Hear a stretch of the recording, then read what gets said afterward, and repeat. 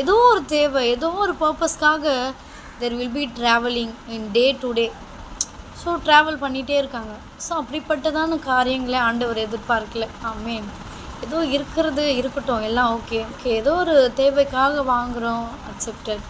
ஆனால் அதுவே வந்து ரொட்டீன் லைஃப்பாக நம்ம எடுத்துகிட்டு போகும்போது அது வந்து அதிலோட அந்த இதுக்காக நம்மளுடைய கவனங்கள், நம்மளுடைய மைண்டெல்லாம் அதுக்கு போகுமே தவிர, நம்ம மைண்டெல்லாம் தேவனை துதிக்கணும், தேவனை ஆராதிக்கணும் அப்படின்ற ஒரு மைண்ட் தாட் வந்து நமக்கு வராது.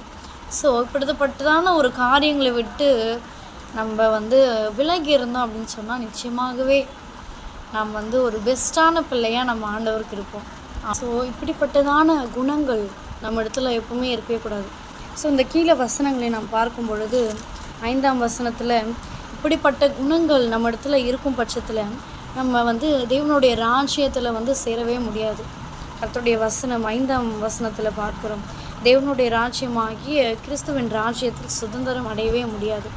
ஸோ இப்படிப்பட்டதான குணங்கள் உங்கள் கிட்டே இருக்கும் அப்படின்னு சொன்னால் நீங்கள் மாற்றுறது ரொம்ப நல்லது. ஏன்னா இப்படிப்பட்டவங்க தேவனுடைய ராஜ்ய